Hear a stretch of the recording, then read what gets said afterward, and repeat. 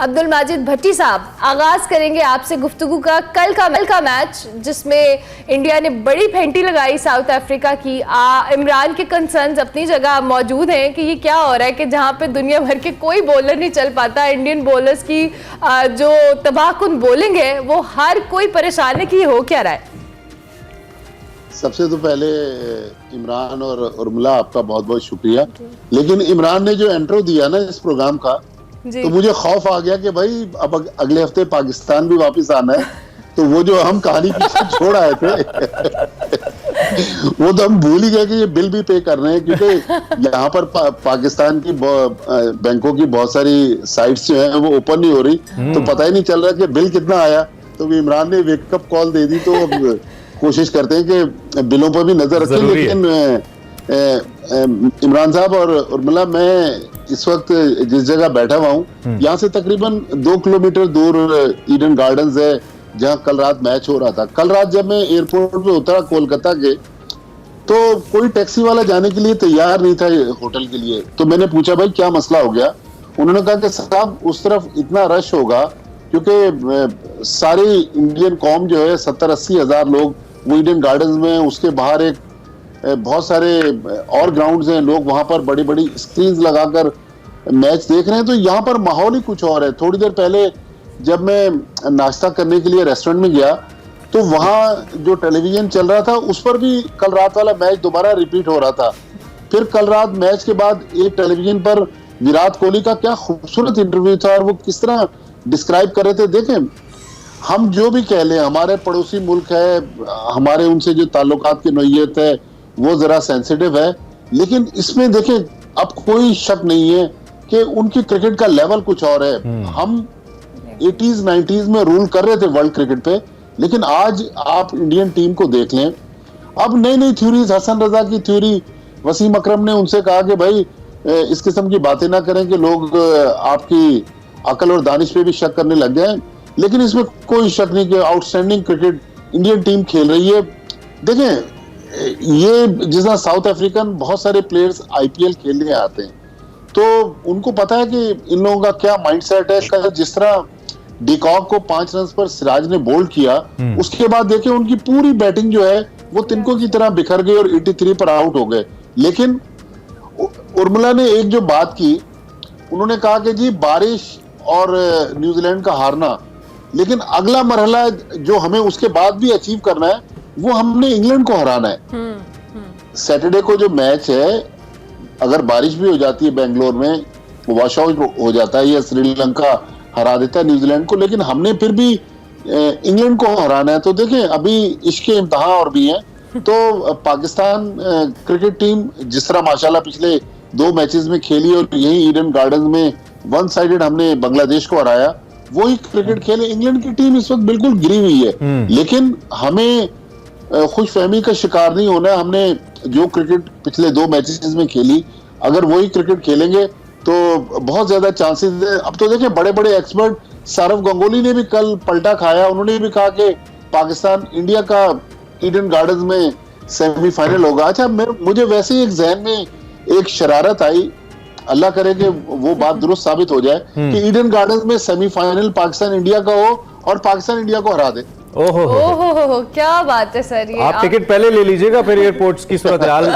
का हमें अंदाजा थोड़ा हो जाना चाहिए। मतलब मुझे तो ऐसा लग रहा है कि दिन में ख्वाब देख रहे हैं। सॉरी भट्टी साहब, पर ये बड़ा वो जो आपने बात की थी ना जादू की, तो ये वेस्ट बंगाल है, तो बंगाल का जादू तो हमेशा मशहूर रहा है। देखिए, जादू उधर मशहूर है, सबसे ज्यादा बंगाली बाबे पाकिस्तान में पाए जाते हैं। ये हमें कराची और लाहौर की जो है ना दीवारों पे, सड़कों पे पता चलता है। ठीक है भट्टी साहब, मैं जरा आपकी इजाजत से अवैस को भी इंक्लूड करूंगा। अवैस, हम और आप जो है ना इस वक्त भट्टी साहब जरा फर्स्ट हैंड वो कहते हैं ना इन्फॉर्मेशन एंड विटनेस है सारी सिचुएशन की, और हमें बड़ा अच्छा लगा जिस तरह उन्होंने अक्कासी की कि भारत में इस वक्त क्या एटमॉस्फेयर है। जाहिर बात है उनकी टीम भी जीत रही है, फिर इतना बड़ा इवेंट मुल्क में हो रहा है, और क्रिकेटिंग नेशन तो बहरहाल इंडिया है, तो इसका इंपैक्ट हमें नजर आ रहा है। पाकिस्तान के पॉइंट ऑफ व्यू से पाकिस्तान की बॉडी लैंग्वेज को कितना हेल्प मिला है फखर की इस इनिंग से? बिकॉज हमारे ओपनर जब नहीं खड़े हो रहे थे तो मुसलसल मिडिल ऑर्डर के ऊपर एक रिस्पॉन्सिबिलिटी आ रही थी, और जब मिडिल ऑर्डर पे बाबर या रिजवान फ्लॉप हो रहे थे तो पूरी टीम बैठ रही थी, बॉलिंग चाहे जो भी कर ले। लेकिन फखर के सामने आने से और पिछले 2 मैचेस में शानदार मुजाहिरा उन्होंने किया अपनी बैटिंग का, कितना मदद पाकिस्तान को मिली, और क्या ये मदद हमें हेल्प करेगी इंग्लैंड के मैच के खिलाफ? अब देखें, जिस वक्त आपको फेंटा पड़ा था अपना न्यूजीलैंड से, तो आपको पता है कि उस वक्त चाहे मैं अपनी बात करूं, चाहे भट्टी साहब की बात करूं, चाहे दोनों की बात करूं, तो बॉडी लैंग्वेज पता लग रही थी। जब मैं शो कर रहा था मेरी बिल्कुल डाउन थी, मुझे समझ नहीं आ रही थी बात मैं क्या करूं। लेकिन जिस वक्त पाकिस्तान ने इनिंग्स का आगाज किया था, तो जब वो रेन ब्रेक बीच में आई बारिश की वजह से, तो आपने सबसे बड़ा मूव बोलता है आपको, जो कहते हैं ना, अपना जो आपके पास एक चीज होती है, वो होती है आपके ड्रेसिंग रूम की शक्ल के। जिस वक्त फखर जमान ने मारना स्टार्ट किया, सेंचुरी अपनी स्कोर की, तो आपने ड्रेसिंग रूम का माहौल देखा था, बिल्कुल चेंज हो गया हुआ था एटमोस्फेयर। प्लेयर्स आके बाहर बैठ गए हुए थे, एक एक्साइटमेंट थी वहां पर। तो इसका मतलब उनमें वो चीज जाग चुकी थी वापस कि हाँ, ये मैच हम जीत सकते हैं। ये सारा कुछ आपका बॉडी लैंग्वेज और माइंडसेट के हिसाब से होता है कि हाँ, हमने चेस करना है। मुझे पता है 400 रन चेस करना कोई आसान चीज नहीं होती। पाकिस्तान ने इससे पहले कोई 400 प्लस रन चेस किया ही नहीं है आज तक अपनी, अगर पूरी मैं रिकॉर्ड की बात करूं 350 के करीब तो आपने चेस किया हुआ। 400 बड़ा इनिंग्स होती है। और मुझे सबसे अच्छी चीज लगी थी जिस वक्त फखर जमान और बाबर आजम मैच के बाद एक इंटरव्यू आपस में जो पाकिस्तान क्रिकेट बोर्ड की जो एक सोशल मीडिया वेब पे जब दे रहे थे, तो बाबर ने कहा कि हम चेस कर सकते थे टूर्नामेंट अपना टोटल को। तो फखर जमान का यार वो जो एक पॉजिटिविटी थी ना, चेस क्या कर सकते थे, हम चेस कर चुके हुए थे। तो ये चीज होती है पॉजिटिव जो अच्छा, दूसरी जानिब इसी इंटरव्यू का रेफरेंस आपने दिया, तो इसमें बाबर और जब फखर की अपनी कॉन्वर्सेशन पूछी गई होस्ट की जानिब से कि आपकी क्या कॉन्वर्सेशन थी आपस में, तो उस वक्त भी बाबर ये कह रहे थे कि मैंने इसको कहा कि तुम मारो, लेकिन मारने वाली बॉल पे मारो, हर बॉल पे नहीं मारो। आई मीन मुझे कहीं ना कहीं स्टेटमेंट के अंदर ये लगा कि बाबर फिर भी फखर को कहीं रिस्ट्रिक्ट कर रहे थे अपनी गेम खेलने के हवाले से, the kind of game he plays, the kind of boldness he has in his batting. आपको ऐसा लगा या वाकई वो एज अ कैप्टन एक ठीक बात कर रहे थे? देखो इमरान भाई, दो चीजें हैं यहाँ पर। जिस वक्त 400 प्लस स्कोर हुआ था, तो आपके दिमाग में ये भी था कि हमने मैच जीतना है, फिर हमने कहीं ना कहीं इक्वेशन को भी मल्टीप्लाई करना है, जो नेट रन रेट वाला मामला था आपका। बाबर आजम, अगर मैं ऑब्वियसली मैं उनके साथ तो नहीं, मैंने ड्रेसिंग रूम में टाइम गुजारा, ना खेला उनके अंडर, लेकिन जिनके साथ मैंने टाइम गुजारा, जो उनके अंडर खेले में, वो कहते हैं कि वो ज्यादा डिफेंसिव पे कोशिश करते हैं कि मैं टीम को रखूं, क्योंकि उस वक्त आपको इनिंग्स बड़ा स्कोर करना था, आपको पार्टनरशिप चाहिए होती है। तो आपकी कोशिश होती है कप्तान की भी कि वो प्लेयर को कहता है कि यार अपनी नेचुरल गेम खेलो, लेकिन आपने जो बुरी बॉलर्स को मारना है, हर बॉल पे मारने पे ना जाना। लेकिन जिस वक्त आपका दिन होता है, तो आप उस वक्त आपको जो क्रिकेट बॉल है वो फुटबॉल नजर आ रहा होता है। और जिस तरीके से फखर जमान ने इनिंग्स का आगाज किया था, मुझे एक अच्छी चीज लगी थी पाकिस्तान क्रिकेट टीम की, जो कि आगे वाले मैच में कहता हूँ यही होनी चाहिए कि फखर जमान की जो नेचुरल गेम है उसको खेलने दिया जाए। देखें, जब अब आप एक ओपनर है, अगर वो एग्रेसिव ओपनर है, उसका स्ट्राइक रेट 130-135 के करीब था, अगर आप उस प्लेयर को ये बात करो कि तुमने टीम टाइम गुजारना है क्रीज पे, आपने थोड़ा सिंगल डबल्स पे मेहनत करनी है, वो नहीं कर सकता, वो आपके ऊपर प्रेशर डाल देगा। आप उसको नेचुरल गेम खेल रहे, तो नेचुरल इंटेंट आपको उस दिन नजर आई है कि उसने, मैंने कहा ना कि ड्रेसिंग रूम का माहौल आप देख लो, अपना माहौल, मैं अपनी की बात कर रहा हूँ, मेरा एक बॉडी लैंग्वेज चेंज हो गई थी जब पाकिस्तान ने मारने पे। फिर पूरी दुनिया ने, जैसे भट्टी साहब भी कह रहे हैं, खाली इंडियन क्रिकेटर्स की बात ना करें, माइकल वॉन, यहाँ तक एबी डिविलियर्स ने अपना बयान तब्दील किया। उन्होंने कहा जी मैं सेमीफाइनल पाकिस्तान इंडिया का देखता हूँ। क्यों?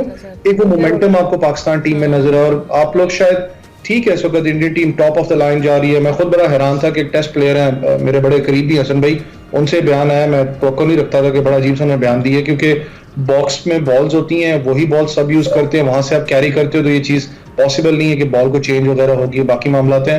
इस वक्त उनकी बॉलिंग लाइनअप हकीकत बात है बहुत ऊपर लेवल पे जा रही है, अच्छी बॉल करवा रहे हैं, सारी चीजें। तो आप ये कह रहे हैं कि हम किसी पाकिस्तानी नजूमी से राब्ता ना करें, जो है वो गेम पे फोकस करें। बंगाली बाबू को वही रहने दे। अच्छा भट्टी साहब, दूसरी जानिब हमने बैटिंग लाइन की बात की, ऑब्वियसली फखर जमान को हम डिस्कस कर रहे हैं, लेकिन जो पिछले मैच में हमने जिस चीज़ को कहते हैं ना, आपकी जीत सारी बुराइयों पे पर्दा डाल देती है, हमारी बॉलिंग, शाहीन शाह अफरीदी हो, हारिस रऊफ हो, बहुत इन्होंने रन्स खाए हैं, और हमारी बॉलिंग बिल्कुल भी उस दिन उस कैलिबर की या उस लेवल की नज़र नहीं आई है। डू यू थिंक कि अगले मैचेस में हमारे बैटिंग के साथ साथ हमारी बॉलिंग लाइन पे भी उतनी तवज्जो होनी चाहिए कि हमारे बॉलर्स इतने रन्स ना खाए? मैं उर्मिला आपके सवाल का जवाब देता हूं, लेकिन फखर की जो बात हो रही है ना, जब बांग्लादेश के खिलाफ उन्होंने 81 रन बनाए और पाकिस्तान जीता, तो फखर ने प्रेस कॉन्फ्रेंस में आके कहा कि मुझे घुटने की इंजरी थी, लेकिन इतनी इंजरी सीरियस नहीं थी कि मैं मैच ना खेलता। इसका मतलब ये था कि कप्तान, कोच या टीम मैनेजमेंट ने इमाम को खिलाने के लिए फखर को बाहर बिठाया हुआ था।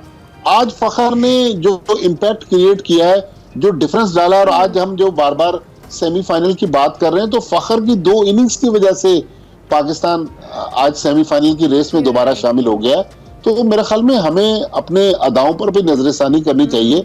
लेकिन बिल्कुल आप जो बात कर रही हैं, पाकिस्तान की बॉलिंग बांग्लादेश के खिलाफ आउटस्टैंडिंग थी, लेकिन जिस तरह 400 रन इन्होंने खाए हैं न्यूजीलैंड के खिलाफ, वो मेरे ख्याल में अगर बॉलिंग ने अपने आप को बेहतर ना किया तो फिर जिस हम ख्वाब की या जिस शराब के पीछे हम भाग रहे हैं वो पॉसिबल नहीं है। उसकी वजह ये है कि एशिया कप और वर्ल्ड कप से पहले इमरान साहब हमारी जो पावर थी, जिसपे लोग कह रहे थे कि Pakistan one of the favourites है, वो हमारी बॉलिंग थी। आज हमारी बॉलिंग देखें, 367 रन भी इस टूर्नामेंट में खाए, 344 रन भी एक मैच में बने हैं और पिछले मैच में 401 रन बने।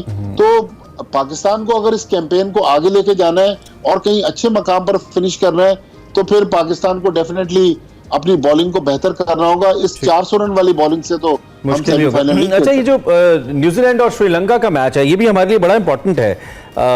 दो कि अगर न्यूजीलैंड इसमें बीट भी कर जाए तो रन रेट को लेकर हम गेम में रहेंगे, लेकिन बड़ा इंपॉर्टेंट है कि न्यूजीलैंड किसी तरीके से बीट हो श्रीलंका से। आप इस मैच के अंदर आप श्रीलंकन स्ट्रेंथ क्या देख रहे हैं? क्योंकि श्रीलंकन भी बड़े बेचारे बुरे तरीके से हार के आ रहे हैं पीछे से, उनको बहुत बुरी शिकस्त हुई थी भारत से, और न्यूजीलैंड के लिए भी कुछ खास अच्छा नहीं रहा। 400 बनाकर भी जब एक टीम हार जाए तो मेरे ख्याल में उसका मोरल, और पिछले मेरे ख्याल में करेक्ट कीजिएगा मुझे, 4 मुसलसल मैचेस न्यूजीलैंड की टीम भी हार के आ रही है। तो आप इस मैच को कैसा देख रहे हैं? दोनों जख्मी शेर हैं, दोनों लड़ने जा रहे हैं आपस में।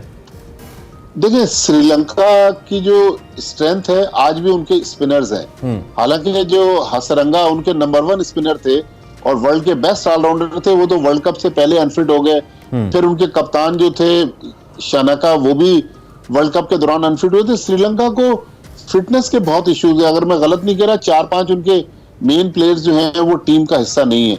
लेकिन स्टिल श्रीलंका, मुझे लगता है कि अगर मैच हो भी गया तो श्रीलंका बेंगलोर की कंडीशंस में न्यूजीलैंड को टफ टाइम देगी। इतना आसान नहीं है, फॉर्मर वर्ल्ड चैंपियन रही है, उन पर भी बहुत ज्यादा क्रिटिसिज्म हो रही है। तो वो जो अपनी बका की जंग लड़ रहे हैं, हो सकता है वो अपने आप को बचाते बचाते पाकिस्तान को भी किसी किनारे पर पहुंचा दें।